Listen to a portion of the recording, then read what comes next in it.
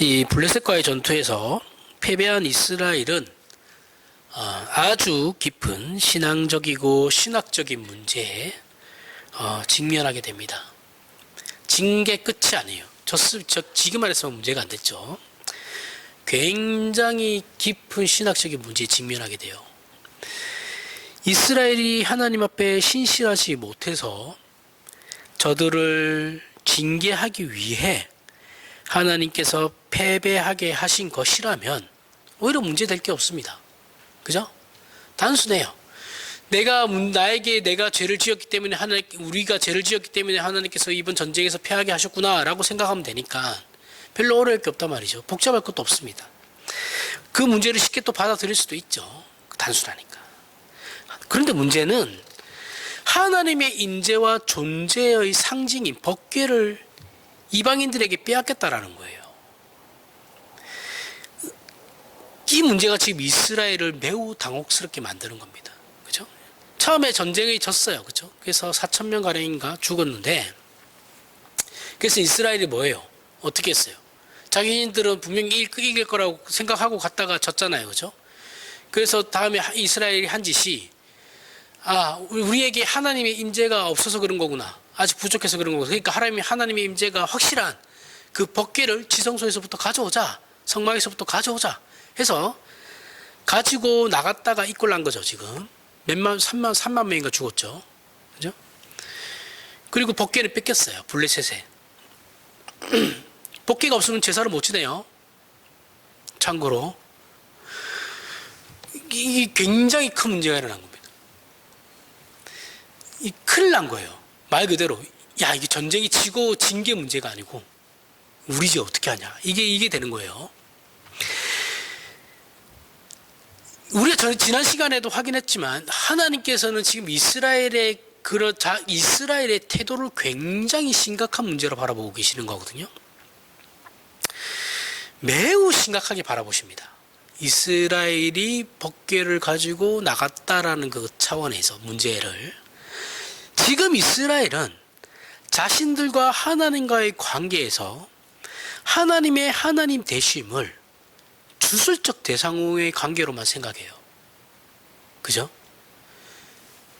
그러니까 법궤를 가져가면 굉장히 우리도 한국 교회도 이게 굉장히 심해요. 법궤를 가져가면 우리가 이길 거야. 왜? 저건 하나님의 임재의 상징이니까. 그죠? 우리도 요즘은 좀 덜할 거라고 생각하는데, 차에 십자가 걸어놓고 차에 성경책 갖다 놓으면 차 사고 안 날 거라고 생각하잖아요. 그죠? 옛날에 다 그랬잖아요. 그래가지고 차에 두툼한 성경책 뒤에 이렇게 딱 올려놓고 앞에 십자가 걸어놓잖아요. 그 십자가 걸어놓는 거 거의 부적으로 걸어놓는 거잖아요. 아니라고 하지 마십시오. 다 했습니다. 그런 생각 다 했어요. 주술적 대상으로 하나님을 생각하고 있죠. 하나님은 그걸 너무 싫어하세요. 너무 싫어하는 정도가 아니라 굉장히 싫어하십니다. 근데 우리 한국교회 그거 많이 하잖아요. 그죠? 우리는 예배도 주술적으로 생각하죠. 그죠? 제사 지내는 걸로 생각해요. 예배를. 이 문제가 많죠. 하나님께서는 그걸 도저히 용납 못 하시고 참을 수 없다라는 분명한 선언을 하시는 것이 이스라엘을 블레셋에 피하게 하신 것이고, 그리고 당신님의 그 법궤를 또한 빼앗기게 그냥 두신 겁니다. 이 심각성을 모르는 건 이스라엘밖에 없어요. 이스라엘은 심각성을 몰라요. 그 자기들이 한 행동에 대해서 얼마나 화가 나셨는지 볼 수 있는 거예요. 우리가 본문을 통해서 하나님께서는 당신님을 수단적인 어떤 방법으로 또는 이해관계로 취급하거나 그런 식의 관계로 맺어지는 것을 매우 매우 매우 싫어하신다는 것을 확인하셔야 됩니다. 그리고 하나님과 하나님을 믿는 백성 사이에 진정한 어떤 인격과 애정과 진심 어린 관계를 요구하신다는 것을 우리는 동시에 확인해야 돼요. 다른 걸 요구하시는 것이 아니고 얘가 얼마나 쓸모 있고 쓸모 없냐의 문제가 아니에요. 그거는 아무 소용 없어요. 하나님은 우리를 쓸모 있게 만들려고 구원하신 게 아니라니까요. 우리와 어떤 인격적인 관계를 갖고 있고 우리가 얼마나 하나님에 대한 애정과 진심 어린 관계를 갈망하고 있나, 그걸 보신다고요. 이 문제를 확인하기 위해서 우리는 신약에 나타난 문제를 풀어봄으로써 이 오늘의 본문에 대한 이해를 돕는 데 좀 필요한 내용이 있습니다. 누가복음 24장 13절에서부터 23절에 똑같아요. 상황만 다르고 예수님의 제자들이 생각하는 거랑 이스라엘이 생각하는 거랑 똑같습니다. 지금 구약에 나오던 이스라엘이 생각하는 거랑 지금 누가복음의 24장에 나오는 제자들이 생각하는 거랑 똑같은 거예요. 그날에 그들 중 둘이 예루살렘에서 25리 되는 엠마오라 하는 마을로 가면서 이 모든 된 일을 서로 이야기하더라. 그들이 서로 이야기하며 문의할 때 예수께서 가까이 이르러 그들과 동행하시나 그들의 눈이 가려져서 그인 줄 알아보지 못하거늘 예수께서 이르시되 너희가 길 가면서 서로 주고받고 하는 이야기가 무엇이냐 하시니 두 사람이 슬픔빛을 띠고 머물러 서더라. 그 한 사람인 글로바라 하는 자가 대답하여 이르되 당신이 예루살렘에 체류하면서도 요즘 거기서 된 일을 혼자만 알지 못하느냐. 이르시되 무슨 일이냐 이르되 나사렛 예수의 일이니 그는 하나님과 모든 백성 앞에서 말과 일에 능하신 선지자이거늘 우리 대제사장들과 관리들이 사형 판결을 넘겨주어 십자가에 못 박았느니라. 우리는 이 사람이 이스라엘을 속량할 자라고 바랬노라. 이뿐 아니라 이 일이 일어난 지가 사흘째요. 또한 우리 중에 어떤 여자들이 우리로 놀라게 하였으니 이는 그들이 새벽에 무덤에 갔다가 그의 시체는 보지 못하고 와서 그가 살아나셨다는 천사들의 나타남을 보았다 함이니라. 아멘. 자, 이 엠마오의 두 제자죠. 그죠? 엠마오의 두 제자는 예수께서 사로잡히시던 날 도망갔던 제자들인데 여기서 이들이 슬퍼하며 반문하는 내용을 살펴보면 저들이 예수 그리스도에 대하여 어떤 기대를 하고 있었고 그분의 행하신 많은 기적과 구속사역에 대해 어떤 오해를 하고 있는지를 너무나 분명하게 알 수 있어요. 21절 상반절에 우리는 이 사람이 이스라엘을 속량할 자라고 바랬노라. 이것이 저들이 기대였는데 여기서 속량할 자라는 이스라엘을 로마에서부터 해방시키지 그걸 얘기하는 거예요. 우리 죄를 속량하는 게 아니에요. 그걸 기대했는데 예수께서 죽었다라는 거죠. 죽으셨다라는 게 그게 문제라는 거죠. 당연히 저들은 놀랄 수밖에 없죠. 그죠? 오늘 본문이 오늘 본문 사무엘 4장식으로 얘기하면 하나님께서 임재하시면 당연히 이길 줄 알았는데 패했을 뿐만 아니라 하나님의 그 성망의 핵심인 법궤마저도 뺏겼단 말이죠. 그러니까 지성소 안에 있잖아요. 그죠? 지성소 안에는 대제사장도 1년에 한 번 들어갈 수 있어요. 법궤를 그래서 거기 한 번 들어가서 그것도 대제사장조차도 죽을 수 있는 곳이란 말이죠. 그걸 이방인에게 뺏겼어요. 예수께서 오심으로 당시 이스라엘이 기대했던 것처럼 정치 군사적 차원에서의 구원은 주지 못한다 할지라도 예수께서 잡혀서 죽으시면 안 됐던 거예요. 이스라엘 입장에서는. 그 이유는 이 두 사건은 저들의 기대에 못 미치는 정도가 아니라 처음부터 속았다라고 생각하는 거죠. 법궤가 하나님의 임재의 상징이라며. 근데 왜 우리가 그리고 왜 저건 왜 이방인에게 부정하고 불결한 이방인들이 저 법궤를 만진다고? 말이 돼? 그럼 우리가 처음부터 속은 거잖아. 아닐 수도 있다라는 거잖아. 이거와 예수께서 우리를 속량할 자라며. 근데 그분이 죽었어. 말이 돼? 그럼 우리가 처음부터 속은 거잖아. 저분이 메시아라며. 이렇게 생각하죠. 그죠? 어차피 신앙이 처음부터 잘못된 사람들이기 때문에 그런 거예요. 그죠? 근본적인 의심을 들게 만드는 게 이 문제의 심각성이 있는 거죠. 그래서 이 문제는 당시 이스라엘뿐만 아니라 오늘날 우리 기독교 신자들에게도 신자들을 위해서라도 꼭 풀어야만 하는 숙제입니다.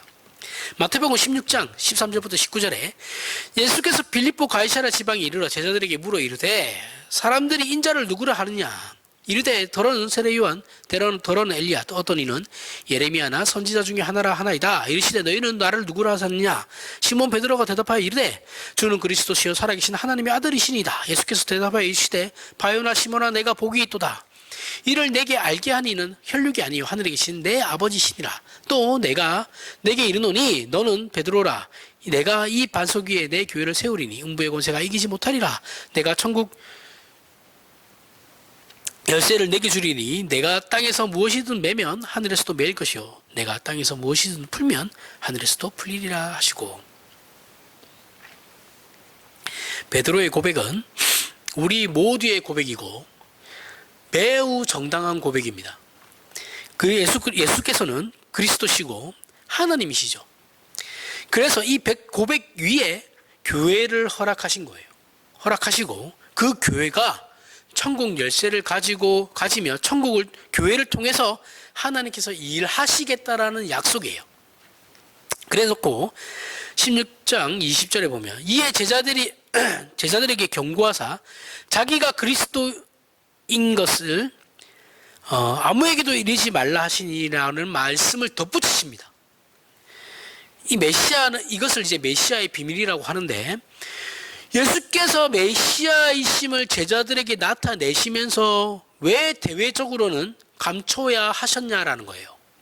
그 이유는 뒤에 나와요. 21절에 이때로부터 예수 그리스도께서 자기가 예루살렘에 올라가 장로들과 대제사장들과 서기관들에게 많은 고난을 받고 죽임을 당하고 제3일에 살아나야 할 것을 제자들에게 비로소 나타내시니, 자, 예수의 메시아 되심과 구속사역에 대한 제자들의 기대는 앞에 엠마오의 두 제자처럼 당연히 정치적이고 군사적인 것이죠. 그죠? 정치적이고 군사적이면 사회적이어야 한다라고 생각했던 거예요. 그런데 그런 예수께서 죽으신 거예요. 그리고 그것을 지금 마태복음 16장에서 보듯이 인자를 누구라 하느냐라는 분명한 질문과 거기에 주는 그리스도시요 살아계신 하나님의 아들이시니다라는 그 제자의 정답을 확인하신 후에, 얘들이 그래도 이 정도는 알고 있구나 라는 것을 확인하신 후에, 그래 내가 메시아가 맞는데 그래서 나는 죽어야만 한다라는 것을 가르치기 시작하신 거죠. 예언하신 겁니다. 그럼 다시 사무엘로 돌아가면 하나님의 법궤는 왜 뺏겼냐라는 거예요. 하나님의 법궤를 왜 빼앗겨야만 했습니까? 우리는 이 문제를 부정적으로 이스라엘이 잘못했기 때문에 내려진 벌로 생각하죠. 그죠? 잘못된 건 아니에요. 저들이 얼마나 큰 잘못을 저질렀으면 법궤를 빼앗기는 전에는 없던 그러한 큰 일을 당한 것인지 성경이 증명하려고 했다라는 그 해석도 맞습니다. 근데 이렇게 단순하게 생각하면 안 되고, 이제 그걸 약간 좀 벗어나서 뛰어넘어서 우리는 이스라엘이 법궤를 빼앗긴 이 사건에 대해 하나님께서 이스라엘을 구원하시고 저들이 하나님을 하나님으로 제대로 믿어야 하는 그 일을 위해서, 말하자면 하나님께서 자진해서 그냥 블레셋의 포로로 잡혀가신 거다라고 생각할 수도 있죠. 도대체가 들어쳐먹질 않으니까, 야, 내가 보여줄게, 내가 어떤 존재인지를 너희들 앞에 보여줄게라고 하시면서 자발적으로 블레셋으로 잡혀가셨다라는 거예요. 포로가 되셨다라는 겁니다. 하나님 실제적으로 포로가 된 건 아니죠. 그죠? 법궤로 말미암아 법궤를 얘기하는 거예요. 법궤가 하나님의 임재의 상징이니까 그 법궤가 감으로 말미암아서 하나님이 일부러 포로 되셨다라는 거예요. 마태복음 16장에서 예수께서 이렇게 다시 마태복음 16장에 오면 예수께서 이렇게 말씀하시자 마태복음 22장 22절에 베드로가 그 죽어야 한다라고 예수님께서 이제 저들이 내가 메시아인 것까지는 이제 아니까 내가 이제 그 다음을 얘기해야겠구나라고 해서 본격적인 가르침을 이제 주시기 시작하는데, 그때 이제 베드로가 뭐라고 치고 나옵니까? 베드로가 이 앞에서는 멋있게 고백했잖아요. 주는 그리스도시요 살아계신 하나님의 아들이시니다. 신의 확신을 가지고 딱 얘기했단 말이죠. 멋있게. 예수님께서 이거 그래 맞다. 네 말이 맞다. 근데 그거 알게 한 건 네가 아니고 하나님이지. 하여튼 뭐 네가 말한 건 맞아. 이제 교회가 세워질 거야. 네 고백 위에, 네 신앙 고백 위에. 그리고 나서 베드로가 뭐라고 합니까? 나 이제 죽을 건데 이렇게 하니까 아니요, 안 됩니다. 뭐라고 그래요? 예수를 붙들고 항변하여 이르되 주여 그리 마옵소서. 이 일이 결코 죽게 미치지 아니하리이다. 베드로가 예수를 말린 이유는 앞에 엠마오의 두 제자 있죠. 그들이 가진 생각과 베드로가 가진 생각이 똑같기 때문에 그런 거예요. 죽으면 안 돼요. 예수님은 실패할지언정 죽어서는 안 돼요. 그는 예수께서 하나님의 종이라는 걸 자기 눈으로 확인한 사람이에요. 그죠? 직접 확인했습니다. 당연히 예수께서 죽으시면 안 돼요. 실패는 다음에 다시 성공하면 되는 거니까. 이번에 실패해도 다음에 성공하면 되거든요. 예수님만 살아계시면 돼요. 근데 문제는 예수님 자체가 죽어버리면 어떻게 할 수가 없잖아요. 그렇죠? 이 세상을 뒤집어 엎는 게 안 돼요. 해방자는 반드시 그래서 승리해야만 하는 겁니다. 그런데 예수께서 죽으셔야만 한다고 하니까 베드로가 미치고 환장하는 노릇이죠. 그렇죠? 답답한 거예요. 그의 마음을 예수께서 아십니다. 아시고 뭐라고 하십니까? 굉장히 화를 내시죠. 그렇죠? 예수께서 돌이키시며 베드로에게 이르시되 사탄아 내 뒤로 물러가라. 너는 나를 넘어지게 하는 자로다. 내가 하나님의 일을 생각하지 아니하고 도리어 사람의 일을 생각하는도다 하시고. 자, 이 꾸중이 어느 정도의 꾸중이냐면 너는 더 이상 신자가 아니야. 예수께서 말씀하시는 거예요. 우리가 상대방에게 얘기하는 게 아니고. 혹독한 꾸중이죠. 그런데 이런 베드로와 똑같은 생각을 가졌던 모든 제자의 모습이 오늘날 우리 신자의 모습이라는 거예요. 우리가 기대하는 기독교 신앙과 성경이 설명하는 기독교 신앙이 이만큼의 괴리가 있다는 거예요. 다르다라는 거예요. 우리는 다 헛된 걸 믿고 있어요. 예수를 믿는다고 하면서 다 헛된 걸 믿어요. 구약의 이스라엘처럼, 신약의 예수님을 3년이나 쫓아다니면서도 예수님에 대해서 1도 모르는 그 제자들처럼 예수를 믿는다고 하면서도 우리는 다른 걸 믿고 있어요. 그죠? 그럼 예수께서 베드로에게 이렇게까지 강하게 말씀하신 이유가 무엇입니까? 마태복음 4장에 등장하는 예수께서 공생애를 시작하시기 전에 사탄에게 받은 3가지 시험 때문이에요. 예수님께서 왜 이렇게 갑자기 급발진하듯이 베드로에게 이렇게 공격적으로 말씀하셨냐 하면, 베드로의 그 마음이 예전에 예수님께서 공생애를 시작하시기 전에 사탄에게 받은 3가지 시험과 동일한 마음이기 때문에 그런 겁니다. 어떤 거냐? 첫 번째 시험이 뭐였어요? 내가 만일 하나님의 아들이었거든. 그래서 이게 생각나셔가지고 베드로에게 굉장히 강하게 경고를 하신 겁니다. 내가 만일 하나님의 아들이었거든. 이 말 뒤에 이 돌들로 떡덩이가 되게 하라라는 사탄의 시험이 첫 번째 시험이 있었죠. 이 내용과 베드로가 고백하는 주는 그리스도시요 살아계신 하나님의 아들이시니다라는 이 고백 뒤에 그럼 떡을 주셔야지 왜 죽으십니까? 라는 그 마음과 동일하다라는 거예요. 사탄이 예수님께 뭐랬어요? 네가 만일 하나님의 아들이며 이 돌을 떡덩이가 되게 해봐. 이거잖아요. 그렇죠? 하나님의 아들이거든. 예수님은 그리스도시고 살아계신 하나님의 아들이십니다. 근데 예수님께서 그 고백 뒤에 아니 나 죽어야 돼. 그런데 내가 죽어야지 이게 문제가 해결이 돼. 죄 문제가 해결돼. 이렇게 하니까 베드로가 아니죠. 죽으시면 안 되죠. 나에게 떡을 주셔야죠. 왜 죽어요? 우리가 지금 한 자리 하려고 지금 3년을 고생하면서 예수님 쫓아다니고 있는데 한 자리 얻으려고 그러는 건데, 요 생각과 똑같은 생각이라서 예수님이 굉장히 뭐라고 하시는 거예요. 그 다음에 이것만 끝이 아니에요.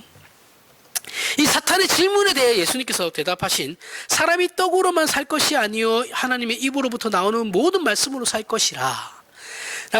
이 말은 나는 떡을 주러 온 것이 아니고 하나님의 말씀을 주러 온 자다라는 거예요. 예수님은 우리에게 사회적 성공과 부와 명예를 주러 오신 분이 아니고 하나님의 말씀을 주러 오신 분이다라는 거예요. 말씀이란 그 내용만을 말씀하시는 게 아니고 말씀이 주고 받아지는, 즉 인격과의 관계를 위하여 하나님께서 우리를 찾으시고 목적하고 계시며, 우리는 그런 차원에서 구원을 이해해야 되는 겁니다. 그냥 말씀을 주다가 그 말씀 내가 듣고 순종을, 그런 게 아니고 말씀을 주셨다라는 건 말을 한다라는 거잖아요. 나에게 말을 거신 거잖아요. 그죠? 하나님이 우리를 찾아와가지고 우리에게 말씀하셨다라는 것은 나에게 말을 거시는 거잖아요. 말을 건다라는 건 인격과의 사이에서 일어나는 일이죠.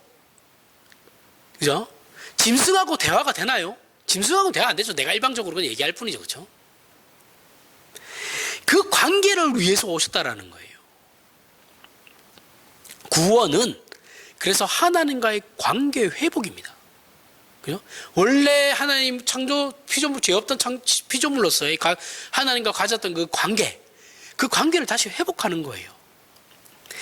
하나님께서 우리의 하나님이 되시고 하나님께서 우리의 아버지 되시는 그 창조의 목적을 다시, 처음에 그 창조의 목적을 다시 회복하는 겁니다. 그게 이 창조 질서의 회복이거든요. 그런데 우리는 예수를 믿으면 복을 받는다는 의미를 자꾸 세상적 의미로 생각하죠. 잘되고, 내가 잘되고, 형통하고, 성공하고, 좋은 학교 가고, 좋은 데 취직하고, 좋은 사람 만나서 결혼하고. 왜 좋은 사람 만나고 싶으려 하는데 왜 자기는 안 좋은 사람이 되려고는 안 합니까? 너무 게으르잖아요. 이상형 얘기해보라면 뭐 이것저것 얘기 다 해요. 친절한 사람 되고, 친절한 사람이 친절하고 좀 부드러운 사람이 만났으면 좋겠어요. 그럼 왜 자기는 안 부드러워져요? 왜 자기는 안 친절하고? 자기 괜히 굉장히 이기적인 거잖아요. 내가 편하자고 그런 거잖아요. 내 편하자고 상대방이 나에게 맞춰주는 사람 만났으면 좋겠다라는 거잖아. 그런 만큼 이기적인 게 어디 있어요? 사람 관계에 그런 게 어디 있어요? 서로가 맞춰가야죠.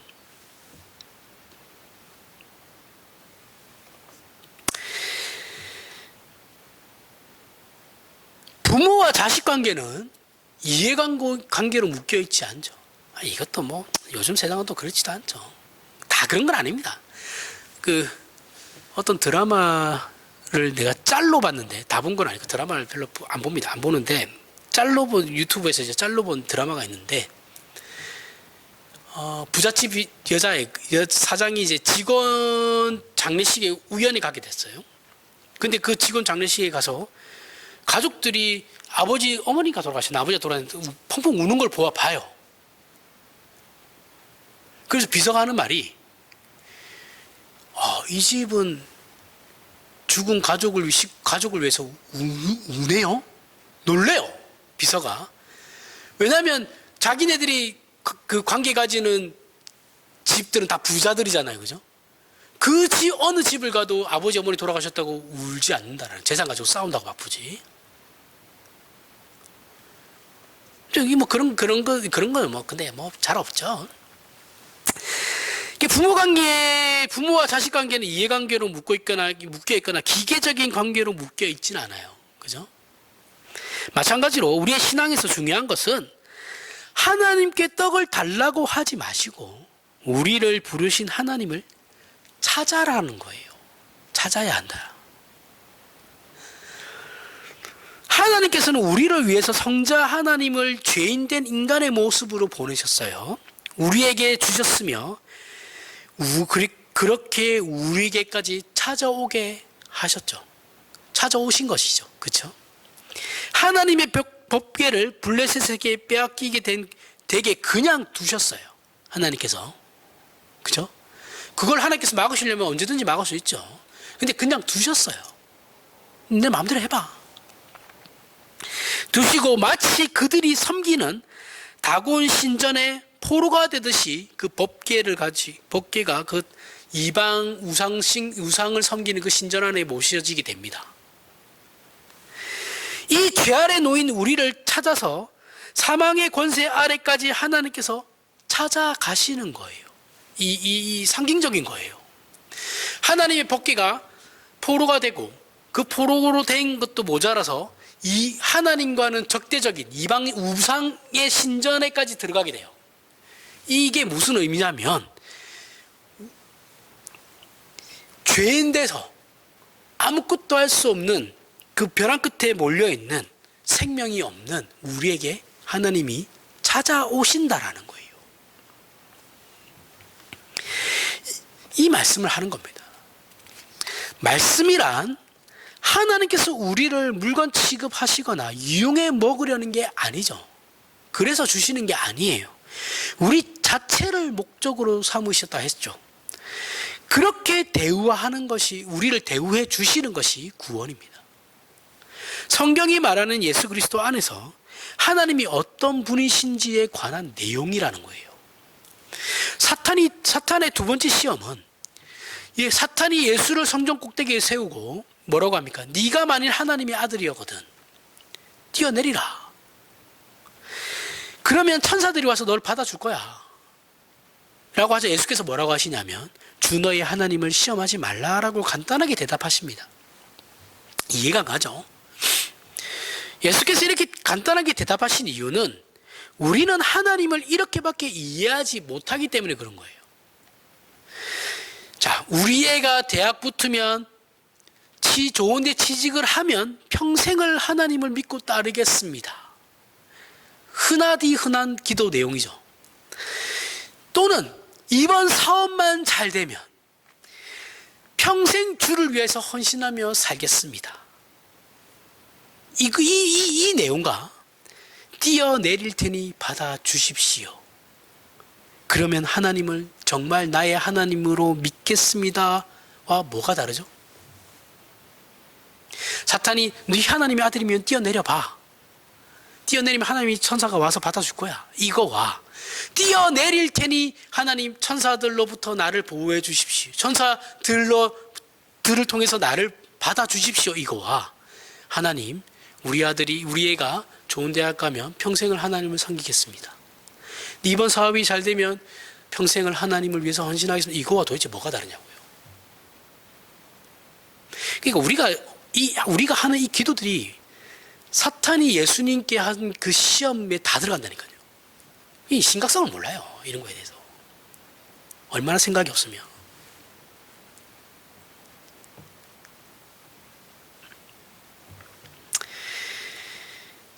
같은 수준이에요. 근데 예수님은 이거 가지고 베드로에게 굉장히 뭐라 하셨죠. 그죠? 근데 우리는 몰라요. 그것도.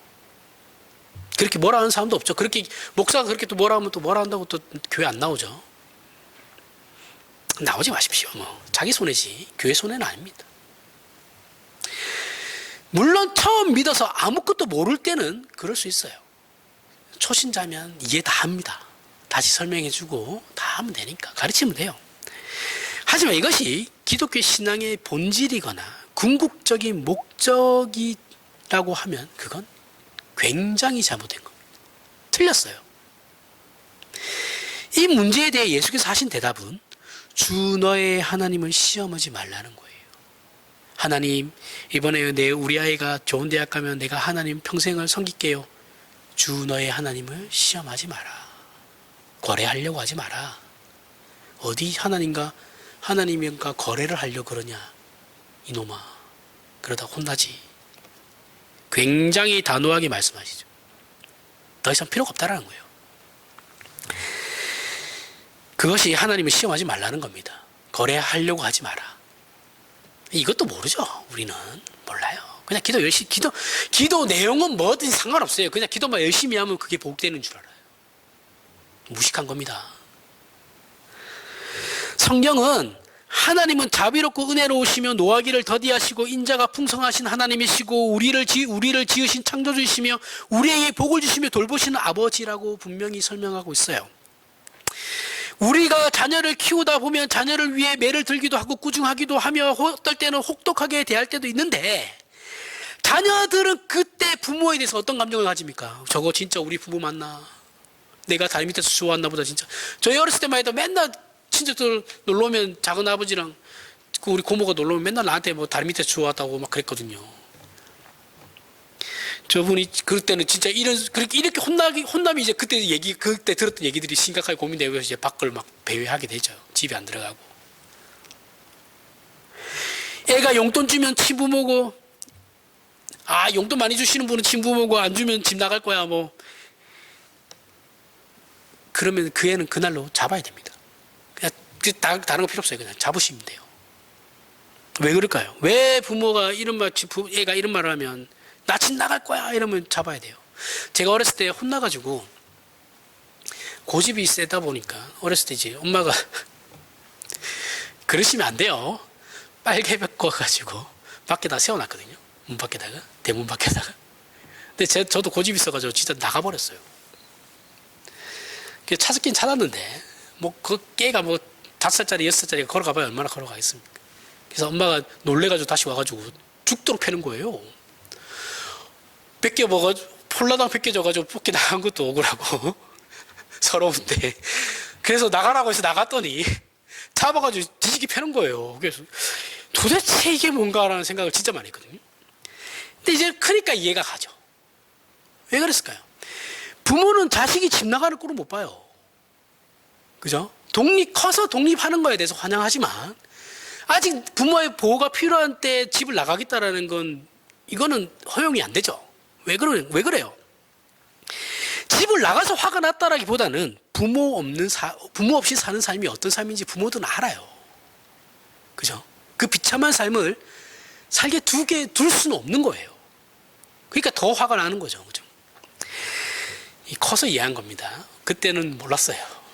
세 번째 사탄의 시험은 예수를 높은 산에 데려가서 만일 내게 엎드려 경배하면 이 모든 것을 내게 주리라. 이런 말도 안 되는 제안을 해요. 이제 본색이 드러나는 거죠. 그죠? 사탄이 지금 성자 하나님에게, 무슨 배짱인지 모르겠는데, 사탄도 하여튼 배짱이에요. 무슨 배짱인지 모르겠는데, 자기에게 절하면 세상을 주겠다라고 하는 거예요. 이것도 도라이예요. 제정신은 아닙니다. 그러자 예수께서 사탄아 물러가라. 기록되었을 때 주 너의 하나님께 경배하고 다만 그를 섬기라 하였느니라 라고 하셨죠. 자, 이 말씀의 핵심은 세상을 얻는 것, 힘을 가지고 기독교 신앙의 핵심이 힘을 얻는 게, 세상의 어떤 힘과 권력과 부와 성공을 얻는 것이 기독교 신앙의 핵심이 아니고, 기독교 신앙의 핵심은 하나님을 얻는 거다라고 말씀하시는 겁니다. 하나님을 경배하라는 것은 하나님께 무릎 꿇어서 세상을 얻으라는 것이 아니에요. 복음주의자들이 많이 얘기는 하죠. 그렇죠? 우리가 세상을 정복해야 됩니다. 아니에요. 세상은 정복되지 않아요. 복음으로 정복될 것 같아요? 안 돼요. 그거는 예수 그리스도께서 오셔서 다 해결할 문제시고 우리는 그 세상을 정복하지 못합니다. 대도 안 하는 헛된 그런 비전이라고 시고 그런 말들을 떠들어대면 안 됩니다. 세상은 우리가 정복할 대상이 아니에요. 오히려 세상을 값으로 주고서라도 우리는 하나님을 얻어야 하는 거예요. 하나님이 우리에게 최고의 목적이기 때문에 그런 겁니다. 신자에게 있어서 최고의 목적은 세상을 정복하는, 복음으로 세상을 정복하는 게 아니고 복음을 통해서 하나님을 얻는 겁니다. 그리스도께서 그 일 때문에 죽으셨어요. 뭐 자꾸 이상한 얘기들을 하세요. 얻지도 못했으면서. 자기들조차도 빌빌거리면서 뭘 자꾸 세상을 얻으라 그래요, 애들한테. 근데 요즘 이것도 유행이 지나갔어요. 이것도 유행이거든요. 유행 지나가가지고 그런 말도 안 합니다, 이제. 그때 그렇게 떠들던 분들 다 어디 갔는지 모르겠어요. 근데 하나님을 목적으로 하지 않고 세상을 목적으로 하니까 하나님 앞에 고개를 숙이지 않고 실제로 사탄 앞에 고개를 숙이는 일들이 교회 안에서도 비일비재하게 일어나는 거예요. 그래서 이스라엘과 블레셋 전쟁에서 희한한 부분은 이스라엘은 하나님의 임재의 대표적인 상징인 법궤를 가지고 왔다고 믿었지만 그들이 하나님을 이용해 먹으려는 순간부터 그 법궤는 하나님과는 아무런 상관이 없는 것이 되어버리고 말아요. 우리가 하나님을 위해서 예배당을 새로 지읍시다라고 지었어요. 근데 그 예배당을 새로 짓는데 하나님을 위해서 짓자고 해놓고 하나님을 명분화 시켜서 그렇게 했는데 알고 봤더니 그 예배당이 순불법이야. 그때부터는 하나님과 아무런 상관이 없어요.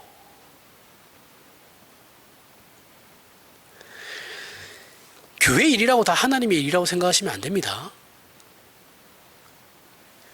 교회 일도 사람의 욕심이 들어갈 수 있어요. 그걸 이제 목사들이 잘 분별해서 이제 교인들에게 가르쳐야 되는 거거든요.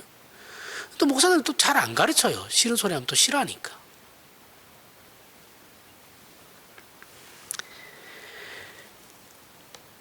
법궤가 하나님의 임재의 상징일 수 있는 이유는 그 법궤에 하나님이 임재하시기 때문인 거죠. 그죠? 임재 안 하시면 상관없죠. 그때부터는. 법궤도 뭐도 뭔 상관이에요. 하나님의 성전인데 하나님의 성전에 하나님이 임하셔야 되는데 하나님이 임하지 않는 성전이에요. 그럼 그게 무슨 하나님의 성전이 돼요? 아무런 의미가 없죠. 이스라엘은 그저 자기들의 우상을 가지고 온 것에 불과한 거예요. 법궤라는 우상을 섬긴 거예요. 하나님을 섬긴 게 아니고. 임재하시는 하나님을 섬기는 것이 아니고 법궤를 통해서 임재하시는 하나님을 섬긴 게 아니고 그 법궤를 섬긴, 그 법궤를 믿었던 거예요. 성경책이죠. 우리는 이 성경책이 굉장히 중요해요. 그죠? 귀합니다. 그래서 우리는 이걸 귀중하게 다뤄요. 그 귀중하게 다루는 이유가 뭐예요?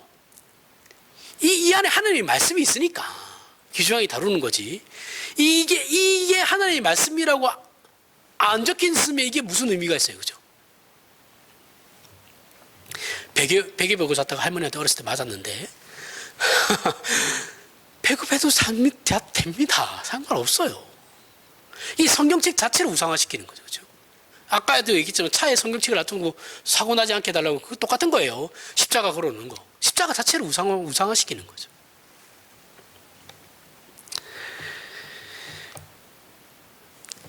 십자가가 기독교의 상징인 건 예수 그리스도께서 십자가에 죽으셨기 때문인 거죠. 그 내용 없이 십자가만 걸어놓는 건 아무런 의미가 없어요.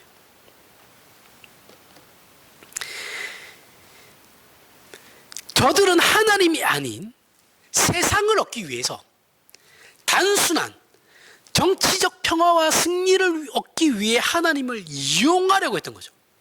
그래서 법궤를 가져온 거잖아요. 그래서 그 법궤는 그때부터 하나님과는 아무런 상관없는 그냥 우상이에요. 아무리 종교적 명분이 있다 한들, 철저한 명분이 있다 한들 하나님과 관계가 없게 되면 우상입니다. 하나님께서는 이런 대적과 관계를 절대로 참지 않으신다라고 말씀하시는 거예요. 그죠? 그럼 한국교회는 문제가 너무 크죠. 예배당을 우리는 우상화시키잖아요. 한때 유행했잖아요. 그죠? 성전이 아닌데 성전이라고 계속 그러고. 목사들 가운 입는 거, 또 그렇죠. 목사들 가운 입으면 안 되거든요. 그거는 그냥 가톨릭에서 하던 사제들이 입는 목이에요. 목사는 가운이 없어요. 원래 종교개혁 하면서 다 없어졌어요. 근데 그것도 따라하느라고 또 가톨릭 그냥 갖고 왔죠. 나중에. 지금 목사 개혁파신하고 목사 가운은 안 입어요. 안 입어야 돼요. 그래서 안 입는다고 하면 이상한 놈을 쳐다봐요.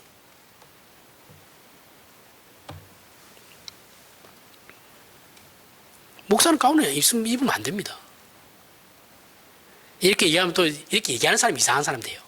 원래는 그게 맞는 건데 다 이상하니까 이런 말을 하면 또 내가 이상한 사람 돼요. 역사 공부를 좀 했으면 좋겠습니다. 교회사를 좀 공부했었으면 좋겠어요. 베드로의 신앙 고백은 100번 들어도 100번 옳은 겁니다. 100번 정당하고 100번 맞는 신앙 고백이에요. 그런데 그는 하나님의 아들이 왜 여기까지 와야 했는지를 몰라요. 그죠? 그 내용 자체는 맞다라는 거죠. 예수께서 이미 성육신하심으로 인자가 되시고 인생이 되심으로 오늘 본문의 내용대로 하자면 예수께서는 블레셋의 다곤 신전에 붙들려 간 벗개꼴이 되신 거죠. 예수께서 성육신하신 거는 지금 벗개가 블레셋 그 다곤 신전에 들어간 거와 동일한 겁니다. 그 꼴이 된 거예요. 하나님께서 우리를 위해서 가지시는 뜻을 알리기 위해, 하나님께서 어떤 생각을 가지고 어떤 뜻을 가졌는지 알리기 위해서 진정으로 하나님께서 우리의 하나님이 되시고 우리를 당신님의 백성으로 삼으시려고 낮고 천한 십자가의 자리에 들어오신 겁니다. 가서는 안 되실 그 다곤 신전으로 들어가신 거예요. 요한복음 17장 21절에 아버지께서 내 안에 내가 아버지 안에 있는 것 같이 그들도 다 하나님 하나가 되어 우리 안에 있게 하사 세상으로 아버지께서 나를 보내신 것을 믿게 하옵소서. 예수 그리스도께서 이 땅에 오신 것에 대한 증명으로 하나님께서 예수 그리스도를 십자가에 못 박아 죽이시고 우리 아버지가 되려 하신다는 사실이에요. 성부 성자 성령 삼위일체 하나님의 연합과 하나되심, 그 긴밀한 그 결속과 밀접하고도 거룩한 관계에 우리를 초대하시는 거예요. 원래 삼위일체 하나님만 있으신 자리에 우리를 초대해서 같이 묶으시는 거예요. 그 관계를 요구하시는 겁니다. 그리고 그 관계를 위해서 예수께서 죽으신 거예요. 그래서 예수 그리스도의 오심과 그 구속의 내용과 방법들이 지시하고 설명하는 것들은 전부 하나님께서 우리의 아버지시다라는 사실이에요. 여기로 가는 겁니다. 아버지 있고 자식이니까 관계가 이해관계가 되어서는 안 되는 거죠. 그렇죠? 그렇게 우리를 자녀로 부르시고 사랑을 나타내 보이시는 겁니다. 어떤 방법으로 말입니까? 우리가 있는 데까지 직접 찾아오심으로 말미암아 하나님께서 우리를 구원하시려고 죽으심으로 우리를 항복시키시고 하나님께서는 정말 우리의 아버지시라는 것을 온 인류와 역사 앞에 증언해 내시는 거예요. 우리가 하나님께 먼저 나아가지 못하자 하나님께서 직접 여기까지 찾아서 내려오신 것입니다. 이것이 십자가예요. 그래서 아버지여, 아버지께서 내 안에, 내가 아버지 안에 있는 것 같이 그들도 다 하나가 되어 우리 안에 있게 하사 세상으로 아버지께서 나를 보내신 것을 믿게 하옵소서. 이것이 기독교 신앙의 핵심이 되는 겁니다. 기독교 신자의 자랑과 세상과의 차별은 이런 하나님을 가졌느냐 못 가졌느냐의 차이에서 드러나는 거예요. 이것은 마치 좋은 부모 밑에 있는 자녀와 그렇지 못한 구아와의 차이와 같은 거예요. 그 차이를 우리는 알죠. 어른들은 알아요. 고아된 자와 고아가 아닌 자의 차이. 아무리 부모가 능력이 없다 한들 부모가 있는 애와 없는 애가 달라요. 그죠? 그래서 웬만하면 이혼하지 말라는 거죠. 우리 신자의 넉넉함은 물질적인 차원의 얘기가 아니에요. 우리의 영혼과 존재에 대한 이해의 만족을 말하는 겁니다. 그것이 신자이고 그것이 세상과 우리 신자를 다르게 만드는 거예요. 여기에 예수를 믿는다라는 말에 실질적인 설득이 있고 우리가 하는 신앙 고백에 실질적인 자랑이 있는 겁니다. 우리는 이걸 누려야 돼요. 우리의 구원은 영생은 곧 유일하신 참 하나님과 그가 보내신 자 예수 그리스도를 아는 것이니이다. 이 말과 동일한 겁니다. 이 말이에요. 이 말. 우리가 구원받아 영생을 얻었다라는 것은 성삼위일체 하나님과 하나가 되었다라는 것입니다. 그 긴밀한 관계와 교제에 있어서 그렇다라는 거예요. 우리는 피조물이므로 하나님과 신분이나 존재에 있어서 대등할 수 없죠. 우리가 삼일체 하나님 그 긴밀한 연합 속에 우리가 실질적으로 대등하지 않죠, 그죠? 근데 그렇게 안 되잖아요. 실질적으로 그렇게 될 수도 없어요. 그러나 인격적으로 하나님께서 그렇게 대우해 주시겠다라는 거예요. 하나님의 긴밀한 그 연합체처럼, 삼위일체 하나님의 그 긴밀한 연합체처럼 우리도 그렇게 대우해 주시겠다라는 내용이에요. 실제로 우리가 그렇게 된다라는 게 아니고 이단들처럼. 그리고 우리는 실질적으로 그렇게 대우를 받고 있습니다. 그 이유는 사랑과 믿음은 대등한 관계에서 이루어지는 것이기 때문에 그런 것이죠. 그렇죠? 인격들 사이에서만 존재할 수 있어요. 사랑과 믿음이라는 게. 그죠? 사랑과 믿음은 대등한 가치 속에서만 가능한 겁니다. 우월의 차이가 없어요. 우리가 우월해 하나님만큼 그렇게 뛰어나다, 아니 그게 아니고 하나님께서 그렇게 해주신다고, 그렇게 대해 주시겠다라는 거예요. 이건 하나님께서 우리를 그렇게 대우해 주시기 때문에, 그렇기 때문에 가능한 겁니다. 그죠? 자, 제가 구약에서 아버지와 그 재산을 물려받은 상속자가 대등한 관계라고 그랬죠. 그죠? 실질적으로 대등한 관계인가요? 아니죠. 아버지가 실질적인 권력자죠. 그죠? 집안에서. 가장이시고 아들은 아들이에요. 근데 상속자이기 때문에 사회에서 대우해 주겠다라는 거잖아요. 그죠? 동일한 입장에서. 똑같은 겁니다.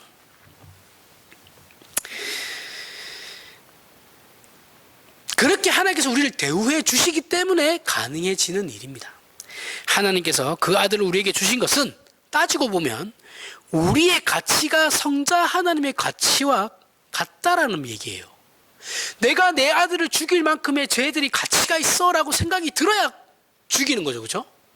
내 아들 죽여봐야 죽여서 구원해줘봐야 가치가 없는 것 같은데라고 생각하시면 하나님께서 뭐하려고 그 짓을 하겠어요? 그 짓은 아니죠. 그 일을 하시겠습니까? 그죠? 그 말은 가치가 있다라는 거잖아요. 내 아들을 죽일 만큼의 가치가 있구나. 대등한 관계라는 거예요.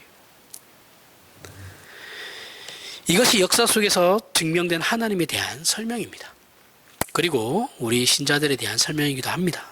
이 믿음과 사실 속에 우리의 삶을 영위하는 참다운 신자의 승리를 누리는 저와 여러분이 되길 바랍니다.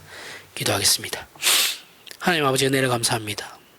하나님의 자녀라는 말이 얼마나 놀라운 말인지, 하나님 되시는 것만큼 하나님의 자녀라는 말이 갖는 영광은 높습니다. 우리는 이 세상에서 세상보다 더 크고 이 세상을 지으신 하나님을 아버지라 부르므로 세상에 대하여 아무런 질투도 경쟁도 할 필요가 없다는 사실을 확인합니다.